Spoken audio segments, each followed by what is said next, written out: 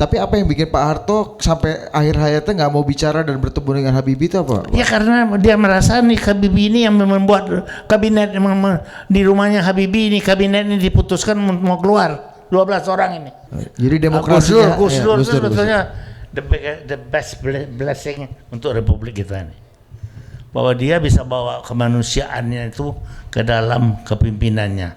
Jadi Ibu Mega ini adalah karena itu saya kira waktu itu saya dukung dia itu karena ini orang yang mau mendengar tim. Jangan-jangan itu yang bikin hubungan Pak JK dan Pak SBY juga retak. Nggak serasi. Karena apa? Karena ya lu tahu sendiri yang urusan orang si Makassar ini tentu dia nggak peduli, dia kalau nggak bisa kita jalan terus.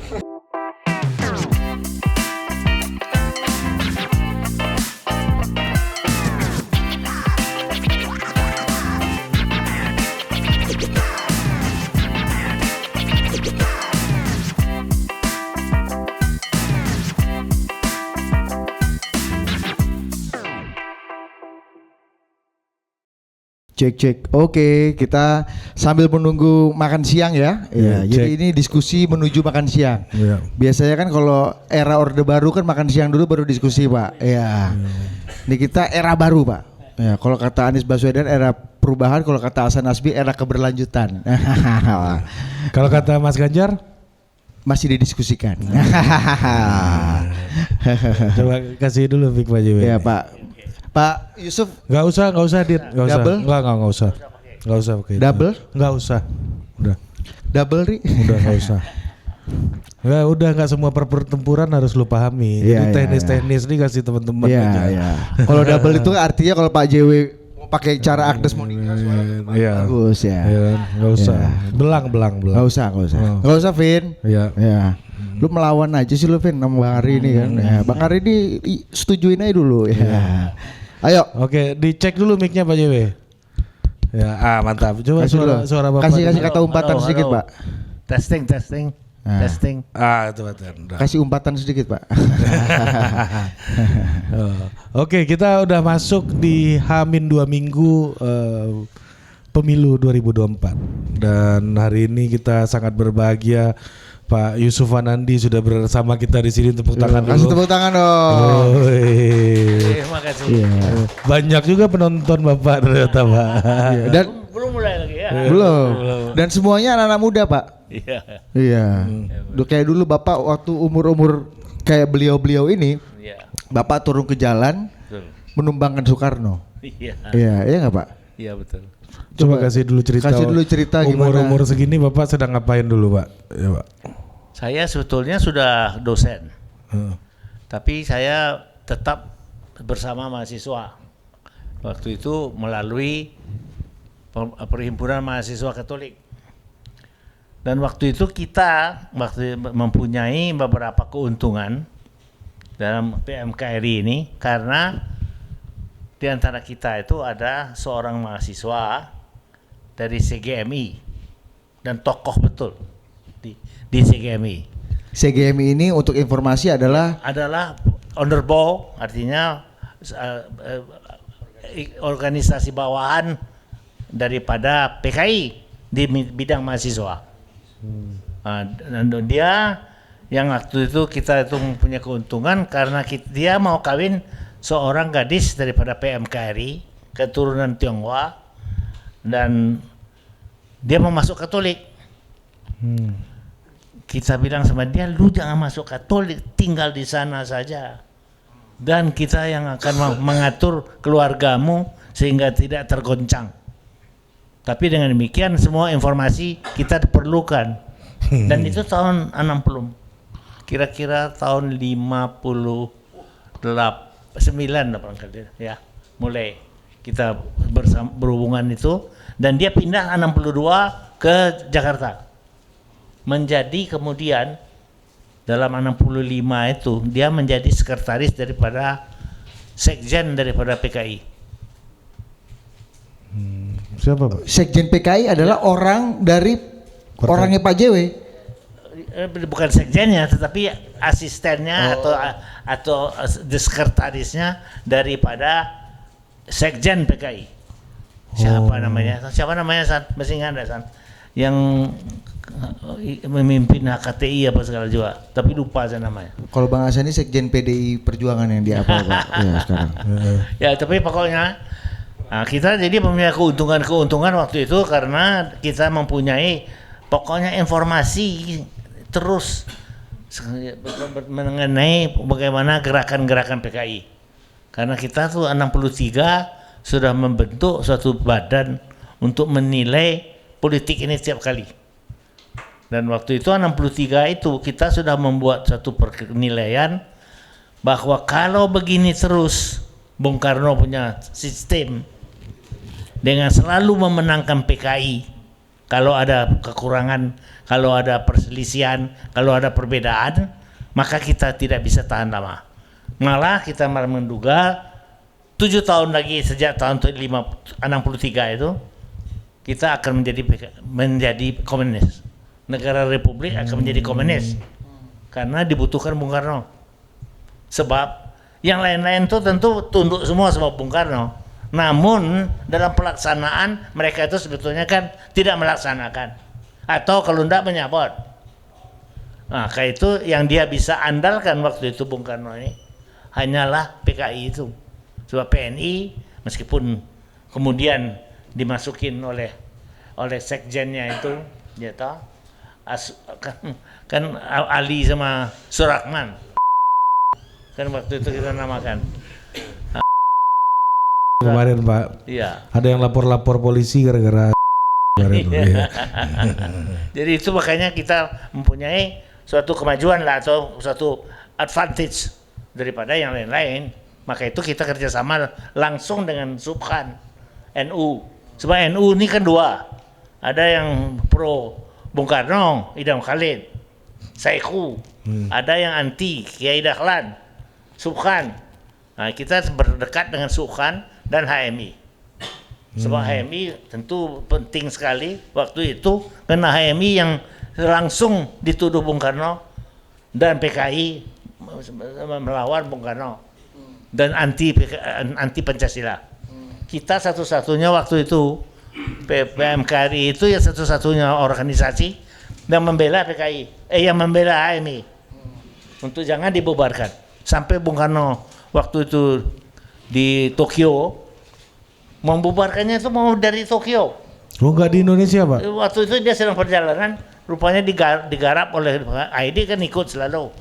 Jadi akhirnya mau dibubarkan di sana sudah perintah. Wah kita intervensi menolak itu sehingga ditunda. Karena Pak Jokowi juga ikut perjalanan itu. Kita tidak ikut perjalanan tapi kita tahu nih di dalam orang-orang yang kita ada kenal di dalamnya. Jadi maka itu kita bisa memasukin pendapat kita. Nah, Pak, kita mau bicara cerita soal lingkar istana, Pak. Ya. Lingkar kekuasaan di momen-momen politik. Ya. Pak JW kan pasti punya cerita dari zaman Bung Karno. Saya sempat dengar gimana Bung Karno selalu sarapan pagi ini ngumpul-ngumpulin orang. Selalu, betul. Ya, gimana Pak ceritanya Pak? Wah, ini yang paling saya banyak mendapat dan memetik pengalaman ya. Yaitu waktu makan pagi dengan Bung Karno ini tiap pagi. Ya, tiap pagi 8:30 kita datang, Bung Karno keluar itu pakai baju kaos blongnya, celananya pendek, lantas mulai ngomong aja. Dia kayak raja Jawa lama, lantas hubungan sama orang-orang sekitarnya itu tiap pagi itu. Nah, Bung Karno begitu. Dan apa yang diomongkan itu seenaknya aja. Dan mungkin dia percaya bahwa yang semua datang itu semua pro dia. Tapi pokoknya dia semua rahasia keluar aja tuh. Ada kadang-kadang malah dia mulai ngadu domba orang-orang ini seenaknya juga. Misalnya pada suatu waktu dia bilang sama S. Parman, waktu itu asisten Intel daripada Angkatan Darat. You ndak tahu, nih kemarin ini Nyoto nih ada di sini nih. Ini PKI toh. Nah, ini Nyoto bilang kamu ini CIA. Jadi you kira jantungnya si Parman tuh hampir jatuh, hampir kedengaran. Parman langsung gagap pas itu. Enggak Bung, enggak. Jadi begitu pertemuan banyak belajar saya. Karena apa? Karena orang-orang ini semua datang melapor sama bapak dong. Mau begini, mau begitu. Yani datang cerita mengenai dia punya masalah, ya toh. Angkatan Udara datang, ya toh. Umar Dhani ngomong cerita mengenai sejarahnya, urusannya yang diperlukan. Angkatan kelima kayak apa segala.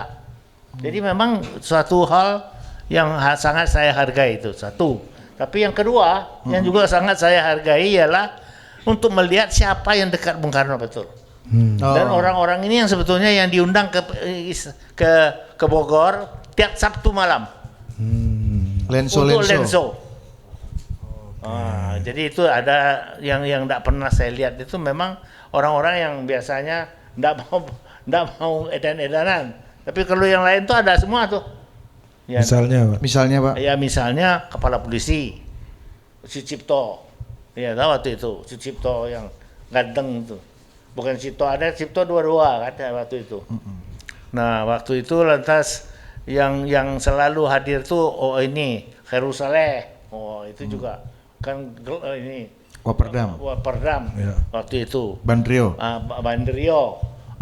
Kadang-kadang Pak Yani. Pak Yani tidak sesering yang kita duga ya. Tapi itu mungkin bagian terakhir daripada fase Pak Yani itu. Sebab dia sudah mulai tentu dicurigai karena dia tidak mau mendukung angkatan kelima. Dia yang menentang. Sehingga yang Chou En-lai itu datang ke sini tahun 64, 65 itu 2 kali 3 kali mendesak sebetulnya membantu supaya dibentuk angkatan kelima ini. Tapi Yani yang menolak dan tidak mau. Sehingga tidak pernah jadi sebetulnya meskipun sudah mau disiapkan itu. Dan Bung Karno setuju. Bung Karno yang menyiapkan tapi tidak berani memaksakan kepada angkatan darat. Maka itu angkatan darat ini 1 Oktober ini harus dibersihkan dari kapitalis birokrat. Antara lain Yani apa segala ini Dewan Jenderal disebut. Siapa yang punya pendapat itu Pak? PKI.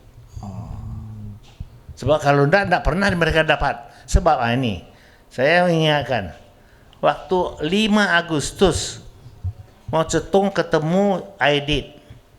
Aidit datang ke sana bersama rombongan MPR S di bawah Khairul Saleh. Kan pimpinannya Khairul Saleh. Nah, tapi wakil ketua kan ini Aidit salah satu. Jadi mereka datang itu dan waktu itu ini dari mereka punya dari Cina punya sumber ini. Deplu-nya punya sumber laporan tentang pertemuan itu. Di sana ID menceritakan perlunya segera diambil tindakan karena kalau tidak mereka itu akan dikalahkan oleh angkatan darat. Sebab Bung Karno ini kan waktu itu sedang sakit karena dia punya ginjal itu memang tidak baik jadi sudah lama tapi masih terus berobat. Datang malah rombongan Cina punya dokter datang dan ada di Jakarta untuk mengawasi persoalan Pak Presiden ini, gitu. Nah dalam pertemuan itu Mao Zedong bilang sama Yani, Aidit. Jadi ada Aidit lapor ini begini situasi di Indonesia, maka itu kita siap untuk ambil alih. Kemudian jawaban daripada Mao Zedong saya tentu tidak bisa menilai. Itu adalah putusanmu. Namun, ini pada akhirnya pertemuan itu dia ingatkan. Jangan lupa, kami punya pengalaman di Cina, dia bilang. Saya bisa mengalahkan Kuomintang itu akhirnya karena saya mempunyai angkatan yang kuat. Angkatan darat dan semuanya itu.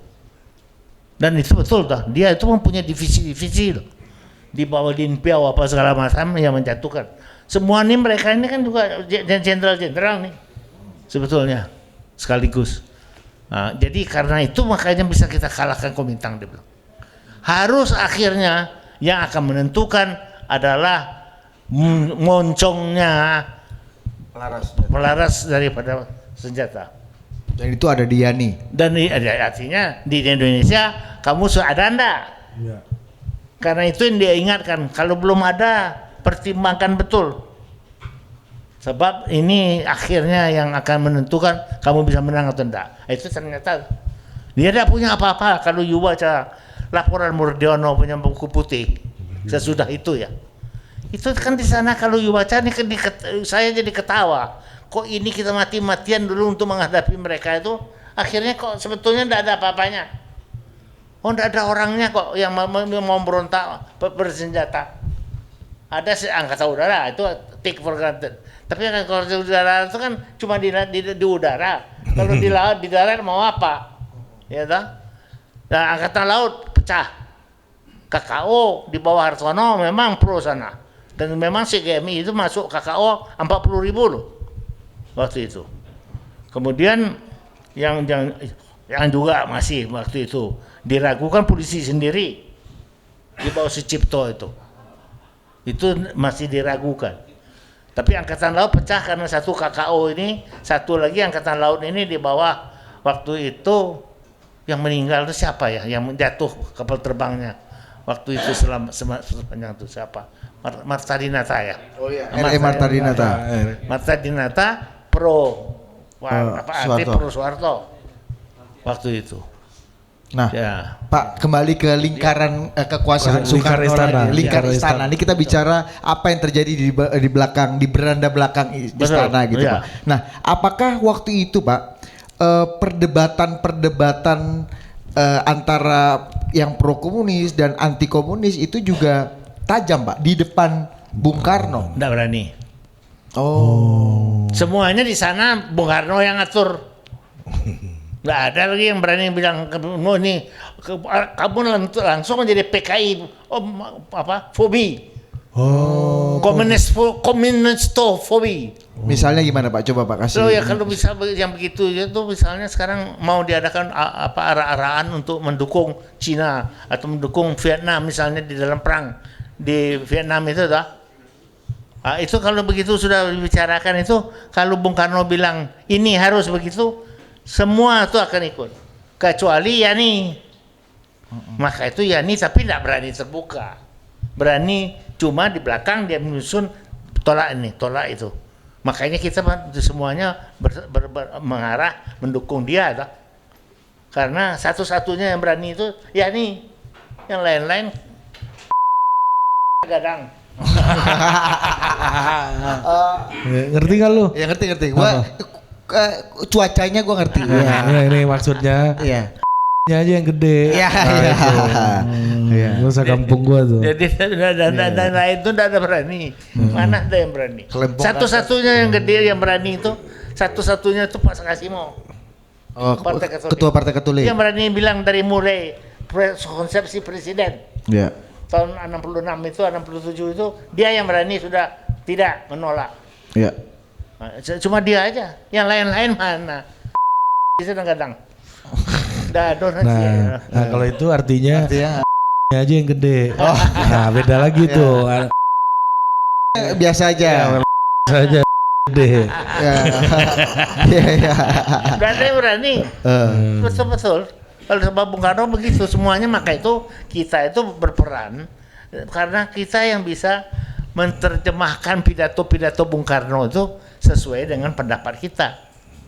Kalau PKI kan membuat tafsiran langsung yang pro PKI. Kita bikin yang langsung anti PKI. Tapi juga Bung Karno punya kata-kata. Nah, itu keahlian kita waktu itu. Maka itu kita dipakai karena kita satu ada informasi, kedua adalah keahlian kita untuk bisa menghadapi Bung Karno, caranya Bung Karno. Tapi kok orang kayak Bapak yang secara pemikiran, ideologi juga berseberangan lah. Waktu itu kan vis-a-vis lah dengan komunis dan Bung Karno lebih dekat dengan itu. Iya, bertentangan lah. Tapi kenapa Bapak dibiarkan, Pak, setiap hari mendengarkan morning briefingnya Presiden? Coba dikasih cuaca dulu, Pak. Kalau menurut saya memang ya mereka punya keamanan itu tidak ketat. Sebab saya misalnya bisa mengikuti karena saya anggota staf daripada DPA. Dewan Pertimbangan Agung, ketuanya Bung Karno. Nah, tapi saya salah satu sekretaris. Dan kemudian karena ini saya dekat dengan sekretaris Bung Karno waktu itu. siapa namanya itu? Ini Jamin Ginting. Jamin Ginting. Enggak Jamin Ginting dong. Iya. Pak Jamin. Hah? Enggak Ginting dong. Oh nggak pakai Ginting. Jamin aja. Jamin Ya. Dijamin Pak nggak Jamin. Ginting ya. Jadi dia karena dekat sama saya, semua boleh. Saya dapat jeep satu boleh dipakai, bensin. Oh iya. Bensin diambil di istana. Bayangin waktu itu bensin enggak ada toh. Tahun 65. Dapat berkah rezim juga Pak Jokowi waktu bukan itu. main. Iya, meskipun anti Soekarno tapi dapat berkah rezim kekuasaan. Itu hebatnya kan. Oh dari dulu kayak gitu tipenya nih Pak ya, manusia nih jadi banyak jangan- juga komisaris juga jangan anti main-main Jokowi juga sama- banyak. Iya benar. Ya, kalau Oh itu sama kayak itu ya. Apa namanya Apa tuh? yang masih menjabat tapi melawan gitu. Iya. kita kan orang Padang untuk apa kalau enggak? Iya toh. Dilalukan di awak kan itu tuh. Diokan di orang. Dilalukan di awak kemana anda? Kan begitu. Jadi dia tipu-tipu kita tahu dia tipu-tipu. Kita tipu-tipu dia juga. Itu yang dia tahu. Kan gitu. Nah Soeharto Pak ada nggak dalam epicentrum diskusi, epicentrum Ring satunya. ring satu? kalau- Karena ini orang yang akan memimpin Republik 30 tahun kemudian. Waktu pertama-tama enggak ada. Artinya enggak ada itu, dia itu supaya memang enggak disiapkan toh. Dia itu kan nomor 12 dalam jajaran. Asisten, deputi, asisten. Dia nomor 12, kepala Kostrad. Jadi sebetulnya tidak mempunyai kemampuan untuk bisa mempengaruhi Yani. Dan Yani enggak sadar dia kan ada kompetisi itu. Ada konkurensi. Jadi ini lebih senior sedikit tapi pokoknya Yani juga tinggi sekali sudah tak? Salah satu. Jadi karena itu Yani ini semua anak buahnya itu semua bahasa Belanda kalau rapat. Bagaimana Soeharto mau entry? Ya toh. Nggak ada gunanya. Pak Harto nggak ngerti bahasa Belanda. Nggak bisa entry. Fifth. Oh gitu. Mana ngerti ya. Oh jadi kayak Pak Jokowi pakai bahasa Jawa sama Pak Pratikno tuh biar Pak Luhut juga nggak ngerti gitu bisa gitu. Betul. Jadi begitulah kira-kira. Pak, ini izin Pak. Waktu itu Ya. emang Bung Karno udah menyiapkan penggantinya sih belum sih Pak? Oh, Katanya Yani yang paling diproyeksikan. Kalau itu Yani, tapi seperti saya katakan dalam angkatan kelima ini Yani tidak mau, yang menolak Yani. Dan kemudian ini kan kita kan Bung Karno semuanya Bung Karno ya dah waktu itu ya Yani itu mengatakan kita harus nasakom kan begitu. Yani bilang kita jiwanya nasakom. Misalnya, kan Bung Karno propagandanya harus kita semua sudah nasakom. Jadi you agama, tapi you juga komunis dan sebagainya. Ngawur aja semua. Kasih dulu dekat Pak Sorry. mikrofon. Jadi ngawur semua sebetulnya. Itu. Tapi ya itu jadi kenyataannya. Ya kan? Jadi waktu itu memang kalau menurut saya enggak aman mereka sebetulnya. Ya saya bisa masuk karena kawan sama Jamin kok bagaimana lu? Ya, Jamin yang bukan Ginting ini Pak ya? Ya enggak yang bukan Ginting ini, tapi orang baik. Iya. Maka itu saya kasihan sekali waktu dia setelah itu disiksa katanya. Hah? Oh, iya, disiksa anak buah Intel ini. Intel lu punya TNI ini kan lu kira baik. Apa ya? Iya toh. Dia itu Jamin misalnya itu Dulu dia, kan Pak? Dulu kan Pak. Oh dia jalan sekali sampai sekarang ini Intel ini lu kira paling baik. Yang paling Aduh. Iya. ya, tahu sendiri itu. Paling tidak bisa dipakai. Dulu Pak. Sampai sekarang. Oh iya sampai sekarang dia. Makanya lu hati-hati you, ya toh. Iya. Nggak ngerti Intel kau. Ya, emang. menurut Bapak di antara orang yang hadir ini ada Intel berapa biji Pak? Nah, kita tidak tahu. Iya. Jadi itu terserah saja apa yang saya bilang. You boleh cerita yang luar, peduli amat gua. Itu kan bagian daripada tugas saya untuk mengatakan apa yang sebenarnya. Ya Pak, gini. Kalau untuk apa saya ada? Betul. Kan itu aja. Katakan yang sebenarnya. Terang dong. Ya, tunggu tahun tuh Pak Jokowi.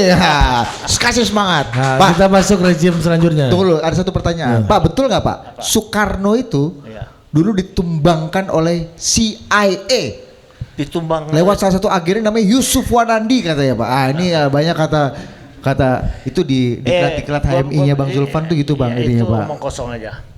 CIA ini kan enggak ada artinya toh.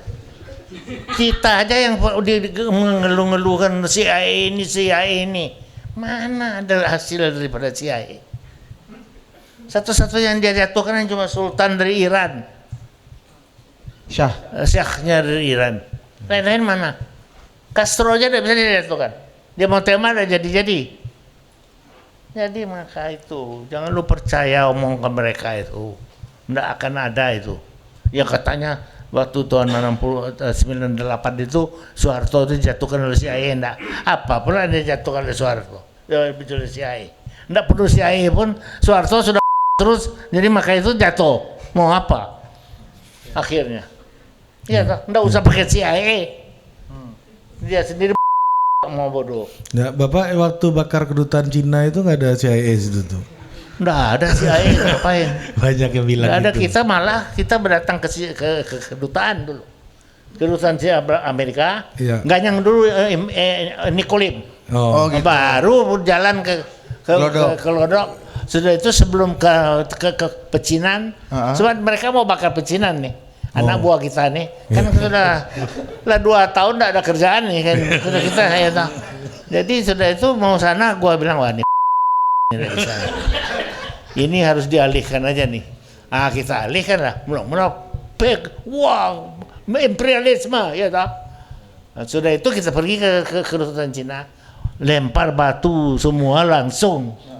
Jadi mereka itu sebetulnya tidak siap karena kita kagetkan aja toh. Akhirnya ya katanya ditembak kita 1 mati. Tapi lu tahu sendiri toh, mungkin sekali kita sendiri yang tembak rikoset. Awak yang mati sendiri. Tapi dibilang udah ini udah Cina busuk nih, dia mesti kita ganyang, mati anak kita 1. Gitu. Oh, biar dramatis ya, Pak. Iya dong. Jadi gitu. Padahal tidak benar. Kedutaan Awak Cina, sendiri yang bodoh nih. kedutaan Cina ini dibakar biar pecinan nggak kebakaran gitu loh, Pak. Persis untuk mencegah jangan riot. Oh, gitu. Ini bangsa gua Pengalihan ini itu di apa? mengalihkan dong. Iya. Kalau udah bangsa gua ini celaka, menderita terus celaka. Kan begitu. Tapi harus ada korban 1 biar dramatis. Supaya wah bener-beneran. Iya, kasih dulu mikrofon agak dekat, Pak. Beneran. Iya. Tapi ternyata enggak. Sebetulnya sih enggak. Mungkin itu ricochet aja. Enggak, mana yang tahu ya siapa yang nembak, siapa yang enggak. Iya. Kita juga ada senjata kok. Ya toh. Kita ada senjata dikasih mula-mula oleh Pindad. Waktu itu tahun 67. 60. Ya lah habis Super Semar. Sudah itu kita coba, ya toh, karena ini sudah selesai. Kita dapat Super Semar apa segala. Bung Karto mau jadi pejabat kan yang PRS tuh. Jadi ini apa namanya ketua presidium. Jadi kita ke puncak, coba-coba nih senjata yang dikasih Pindad ini. Bunyi aja enggak. Kayak bener-beneran gitu loh. Saya pernah ditangkap di CPM itu karena saya bawa senjata malam itu. Ada brand, ada apa segala macam. Ya enggak. Ya memang nanti ditanya, ini untuk apa? Sebab kita kalau kode-kode semua dapat tuh kita. Jam 6 sore diterima tuh dari Kodam. Jadi kita kalau ke sana kalau ngomong pokoknya aman. Tapi setelah itu dia periksa, coba saya lihat ya Pak. Ya, ini kok ada brand kan, ada untuk apa nih Pak? Oh ini kita untuk pengamanan nih. Persis, laga kayak beneran. Ya, udah kayak tentara. Ternyata barang itu bunyi pun enggak. Ditipu pula sama Pindad ini Bapak ternyata. Itu produk lokal tuh, Pak ya. Ditipu. TKDN 100%. Ditipu 100% awak. Sebab dia nggak percaya. Sebab kita memang nggak bisa nembak aja nggak bisa, kok mau apa? So aksi aja. Iya, tapi kan keren, Pak. Oh, apalagi Gagah. 3 brand gun, stand gun segala antu. Entah apa namanya lagi. Tapi nggak ada artinya sebetulnya. Ya. Pak, jadi kalau ada anggapan dan kepercayaan sebagian banyak orang bahwa pergantian rezim di Indonesia itu banyak kaitannya dengan intervensi asing. Nggak ada. Kalau menurut saya nggak ada. Di podcast yang kemarin ada bilangnya. Kosong. Jadi siapa bilang itu? Bapak, saya bilang ada intervensi asing. Mana mungkin? Nggak percaya saya. Loh, saya yang paling kenal CIA itu kok. Coba gimana? apa yang membuat itu gitu Pak? Nggak ada itu sebetulnya. Nakut-nakutin aja. Seperti sekarang nih kita sendiri yang menderita di Timur Tengah. Tapi semua tuh, lu lihat tuh. Sama Hamasnya nggak bisa dikejarkan. Jangan lu percayalah. Ya. Kenapa itu tidak masuk akal gitu Pak? Kan misalnya kayak misalnya Bang Zulfan pernah cerita katanya dulu George Bush telepon Megawati minta untuk apa namanya ikut perang Irak tapi enggak, dan kemudian nanti CIA dukung SBY, dibikinlah cipta kondisi. Harto juga gitu jatuh. Itu pokoknya memang mungkin sekali pada ante-antenya CIA ini tentu ada bisi-bisi. Lu mengapa ndak berontak? Lu ndak begini begitu. Dewang, lu ndak mengerti. Lu ndak mengerti soal, jangan soal lu tahu negara gua. Kalau ndak tahu sudah jangan ikut-ikut. Oh begitu kalau saya. Ndak ada itu, banyak kan tuh omong kosong aja. Seperti saya katakan, kalau mereka yang penjago, Castro itu di depan hidungnya, nggak bisa dibunuh. Tinggalnya kan di depan hidung, di seberang jalan, nggak bisa dia apa-apain. Jadi kenapa awak bisa? Kan nggak ada omong kosong aja tuh, nggak pernah. Jadi sampai pengambilan kebijakan, penggantian amandemen konstitusi itu katanya intervensi asing gitu. Tahu apa dia? Tahu enggak ada apa-apa sebetulnya. Sekarang baru kita tahu loh. Bahwa enggak ada apa-apa kita ngalamin. Kita didukung, kita dikasih beras, kata apa segala. Ya itu aja yang dikasih. Sudah itu apa? Enggak katanya jatuhkan Soeharto waktu apa namanya si Prancis ini IMF ini di depan Pak Harto itu. Kamdesu itu enggak ada itu. Awak sendiri yang senewan. Ya masalah kita kok. Kita yang tidak bisa selesaikan kita punya urusan. Jadi dia tuh tidak usah apa-apa juga. Tinggal giniin aja. Jatuh. Karena tidak ada apa-apanya kita. Jadi bukan karena dia. Bukan dia yang jago. Dia tuh cywarnya yang jago. Kawannya kan gitu. Ya, itulah sebetulnya keadaan kalau mengenai asing-asing ini. Oke Pak. Ini yang terakhir nih Pak. Terakhir aja boleh, lo oke. Nah kita supaya ada makan orang. Iya, kalau nggak udah mati kelaparan semua kita di sini Pak. Betul, sorry. Iya, nggak apa-apa Pak. Kita semangat Pak. Kan berpuasa kan kita juga lihat. Nah Pak, kita ambil Pak Yusuf kan hidup dan melewati zaman ke zaman, presiden ke presiden. Betul. Apa pelajaran penting yang bisa kita ambil dari masing-masing presiden, nanti kita bedah satu-satu, dan apa yang paling penting harus dihindari dari rezim presiden yang itu? Kita Soekarno dulu Pak. Ya. Pelajaran apa dan apa yang poin yang penting harus kita hindari? Soekarno itu adalah pemimpin yang paling hebat. Betul, kalau itu bukan main. Saya kenal dia itu waktu saya pramuka, dia datang pertama kali ke Sumatera Barat. Saya ikut menjagalah sebagai pramuka itu supaya rakyat itu tidak bisa mendesak-desak toh. Sebab kalau Bung Karno datang, you tahu sendiri toh, beribu mau datang, ya kan? Jadi itu saya kenal pertama kali dan saya tertegun betul. Ini memang hebat orang ini. Bagaimana dia menghandle masalah-masalah yang ditanyakan maupun juga menghadapi masa yang sebesar itu. Jadi saya kira satu yang kita dapat dari Bung Karno itu adalah kepercayaannya dia bahwa kita ini negara besar dan kita bisa. Nah, cuma ngawurnya di mana-mana cilaka betul. Jadi tidak ada perlu-perlu. Ya, toh, jadi pusing kita. Ngurusinnya yang tidak ada perlu-perlu gitu.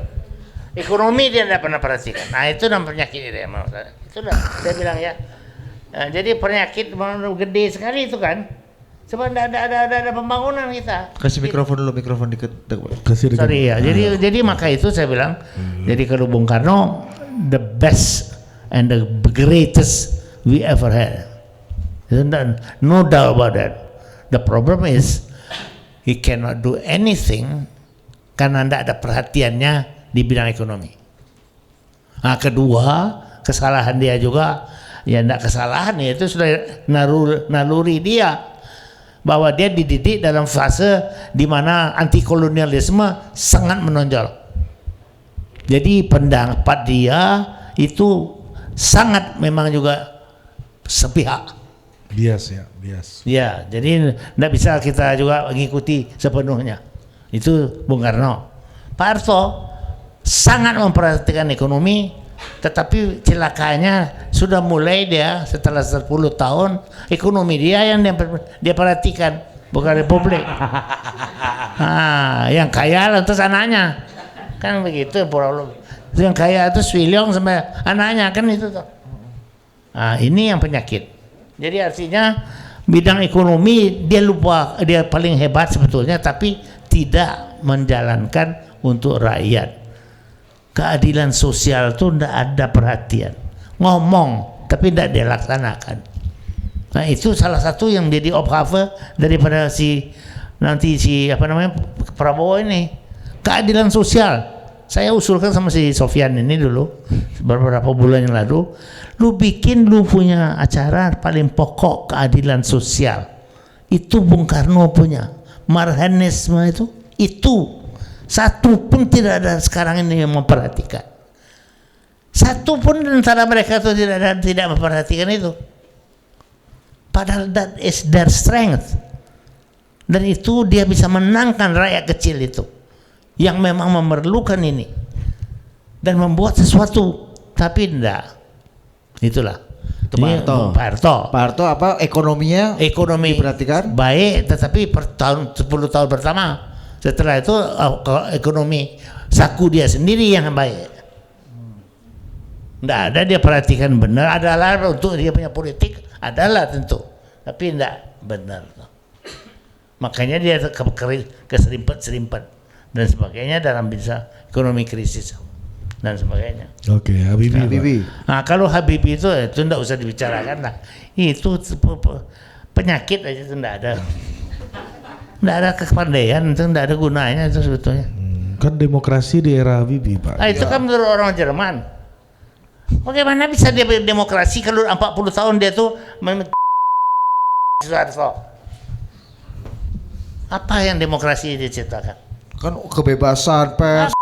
Dia ada sedikit. Semua karena kita paksakan dia. Satu pun tidak ada urusan dia. Ngerti aja enggak kok.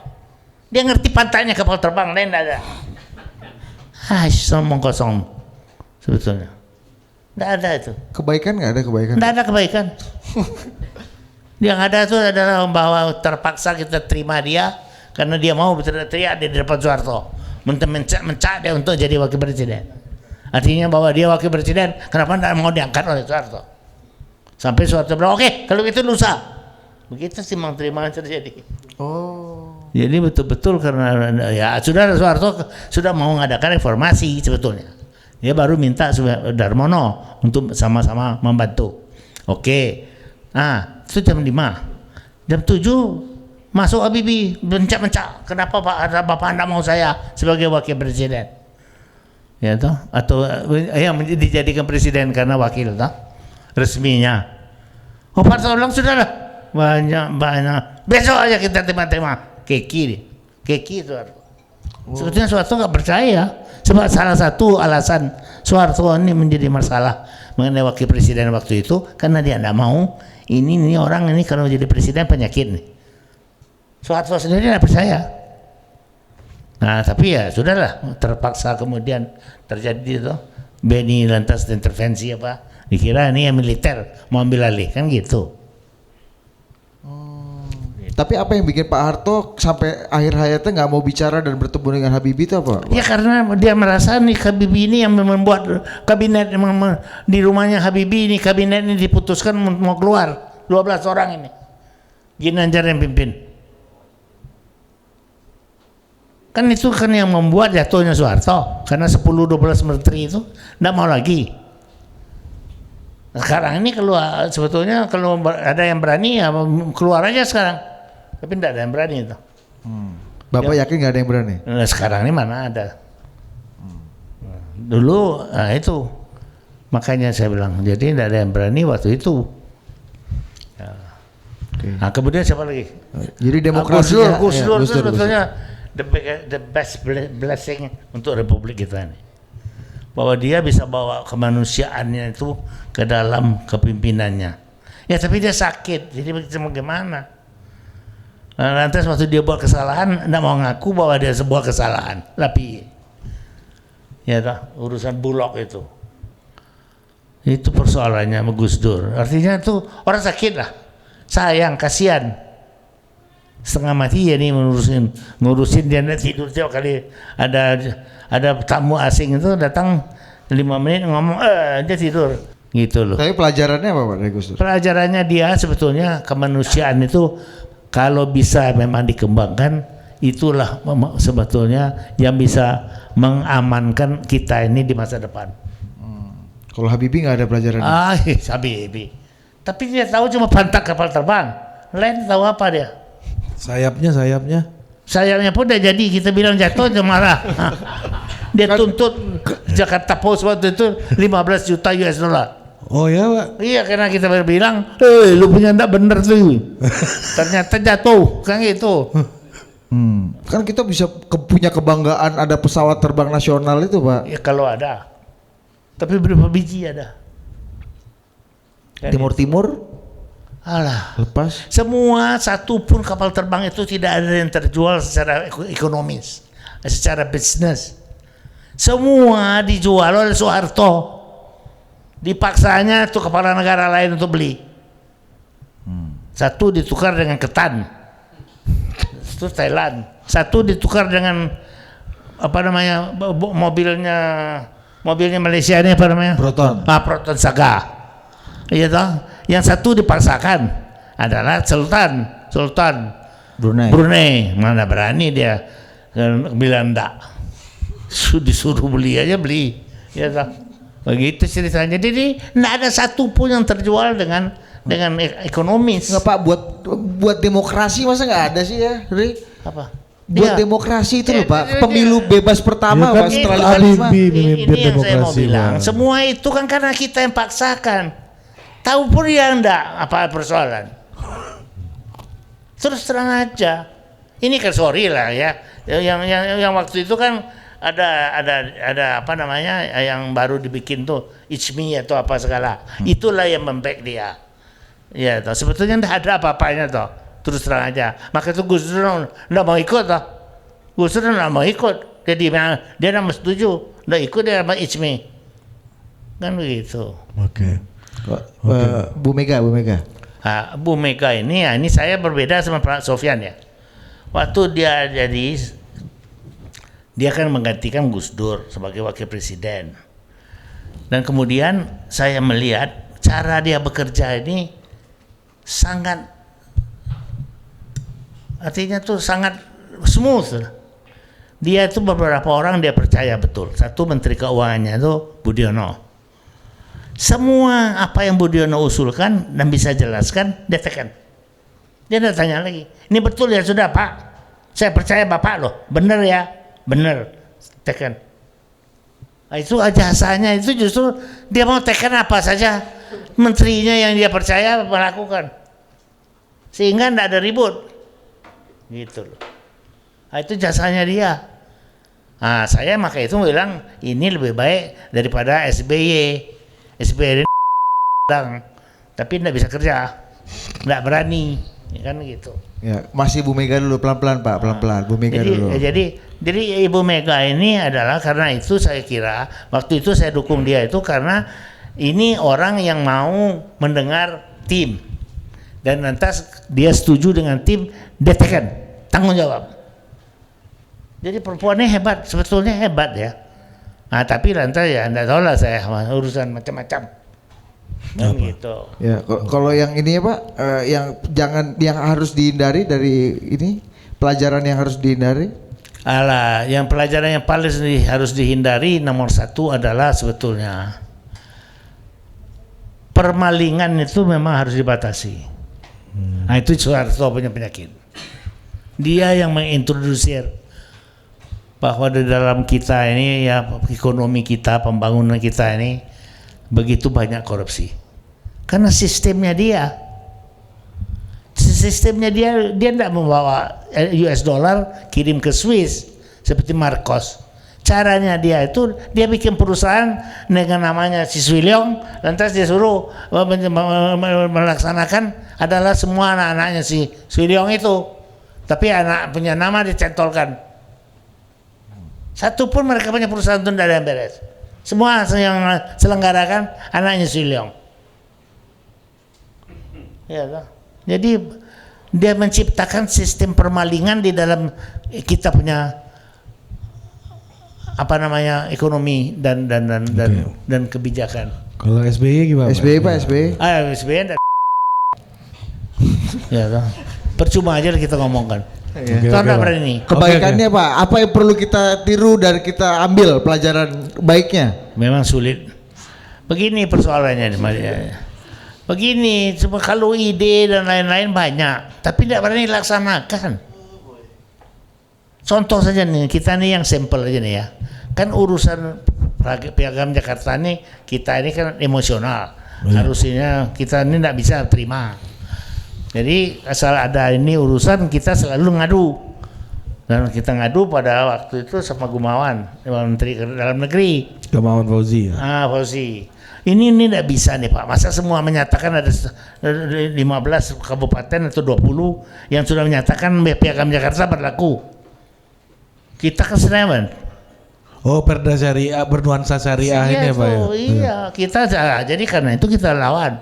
Kita melawan si Fauzi Gumawan ini terima. Kita punya artinya Udah. kalau mulai ini kan bisa besok segala macam jadi. Ya enggak, kalau lu mulai. Jadi kita anggap ini melanggar Undang-Undang Dasar. Nah, dia Fauzi mau melaporkan ke presiden. Presiden ini merasa sudah, ini lu jangan singgung, ini urusan politik, lebih baik lu jangan urus. Begitu tuh ceritanya dia nih. Jadi orangnya penakut Tapi kan ada Pak JK yang ngegas Pak, yang lebih decisif gitu di sampingnya Pak SBY. JK itu harus menipu dia baru bisa jadi. Misalnya undang-undang urusan naiknya bensin itu sudah 17 kali dibicarakan di kabinet. 17 kali dalam 1 bulan bicarakan mengenai naik bensin atau enggak. Itu sudah setuju naik. Mau umumkan ada berani dia. Jadi apa yang dilakukan JK ialah kumpulin mereka itu kabinet kemarin. Nggak jadi juga.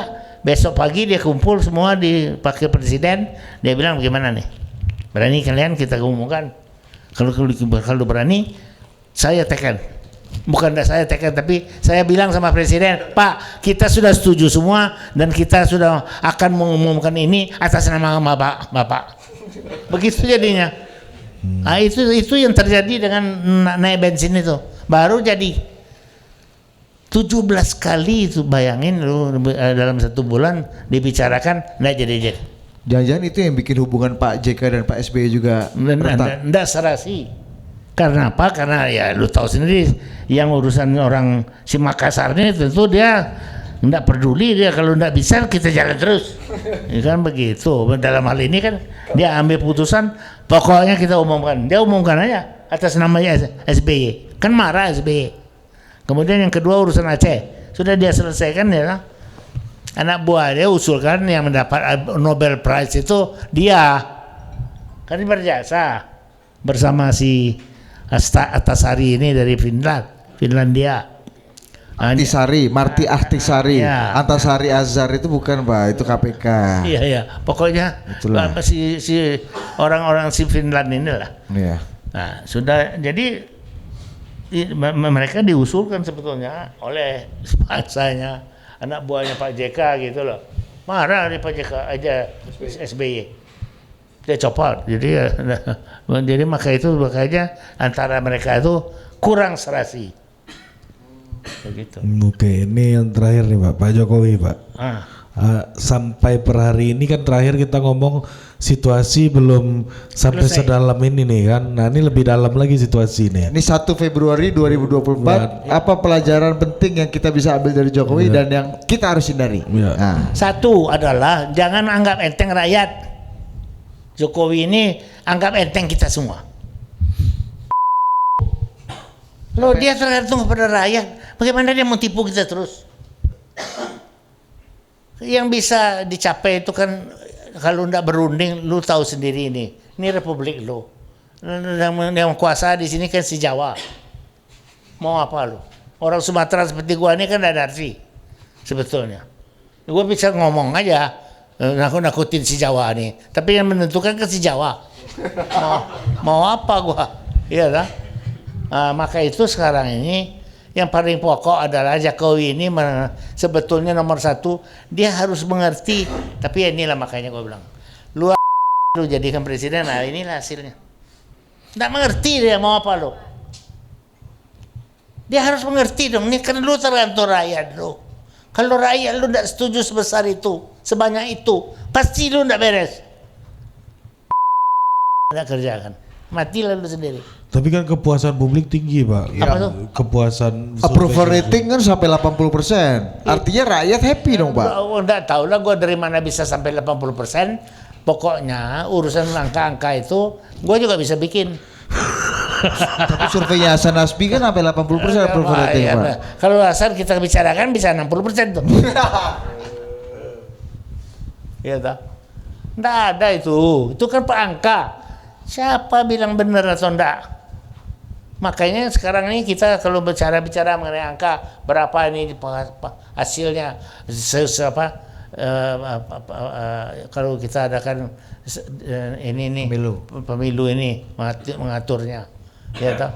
Kan 1001 angka, belum tentu satu pun yang benar.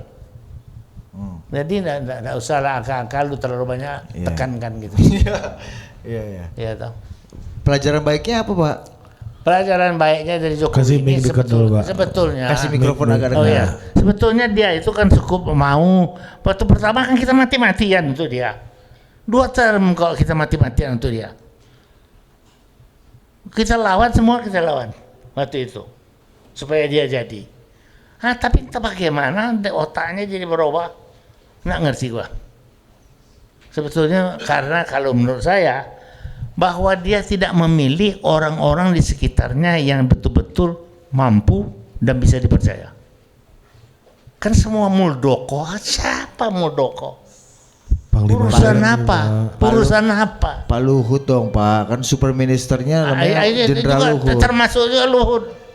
Ya, ada Pak Erick Thohir. Untuk apa sampai begitu jauh? Karena dia tidak mampu.